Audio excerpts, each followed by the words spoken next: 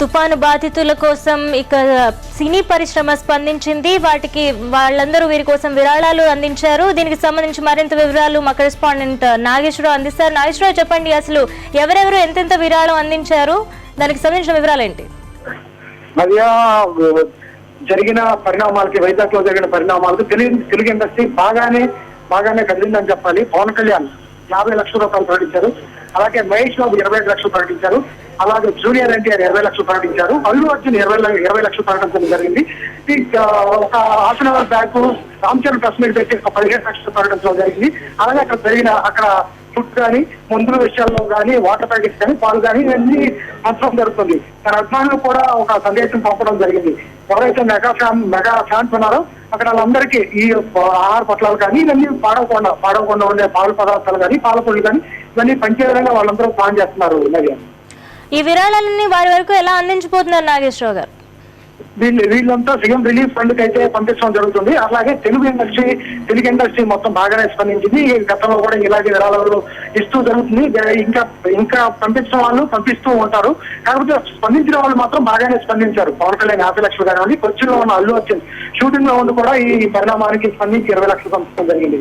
అలాగే ఇండస్ట్రీ కూడా ఒక ముందుగానే ఉంది. ఎందుకంటే ఆ యొక్క అంతంగా ఉండే వైజాగ్ అలా దెబ్బతింటి చూడటం, మేము కళ్ళారా చూడటం బాగుండలేదు. అందుకని ఆ వైజాగ్ సిటీ అనేది అట్లాగే ఉండాలి అనే విధంగా ఆ సినీ పరిశ్రమ కూడా షూటింగ్ విషయంలో కూడా ఎప్పుడు వైజాగ్ లో ఎక్కువ షూటింగ్ జరుగుతూ ఉంటాయి. అట్లాగే ఆ విధంగా కూడా వీళ్ళు స్పందించడం జరుగుతుంది. నాగేశ్వరరావు, ఇక ఎప్పటిలోపు ఈ విరాళాలన్నీ వాళ్ళకి అందజేసే అవకాశం ఉంది? ఇప్పటికే అక్కడ పరిస్థితి చూస్తే చాలా గందరగోళంగా ఉంది, కానీ ఈ విరాళాలన్నీ వాళ్ళకి ఎప్పటిలోపు అందే అవకాశం ఉంది?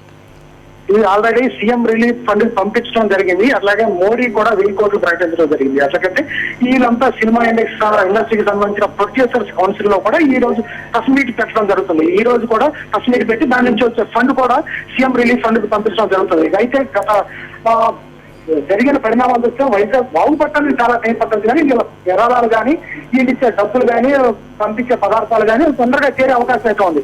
పవన్ కళ్యాణ్ కూడా 2-3 రోజులు వెళ్ళడం జరుగుతుంది.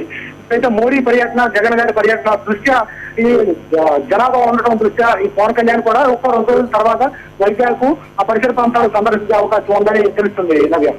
నాగేశ్వరరావు, ఇప్పుడు పవన్ కళ్యాణ్ పరిస్థితి అక్కడ పెడితే మిగిలిన వాళ్ళందరూ ఒకవేళ వీళ్ళ కోసం పర్యటించే అవకాశాలు ఉన్నాయా? వాళ్ళని వెళ్లి పరామర్శించే అవకాశాలు ఉన్నాయా? చివరిగా చెప్పండి. అదే విషయాన్ని పొద్దున రామ్ చరణ్ అడిగితే, నేను వెళ్ళటం కంటే నేను అందించే ఏర్పాట్లు కానీ, నేను అందించే డబ్బులు కానీ ముందు చేరడం ముఖ్యమని రామ్ చరణ్ చెప్పడం జరిగింది. అల్లు అర్జున్ క్వశ్చన్ లో ఉన్నారు.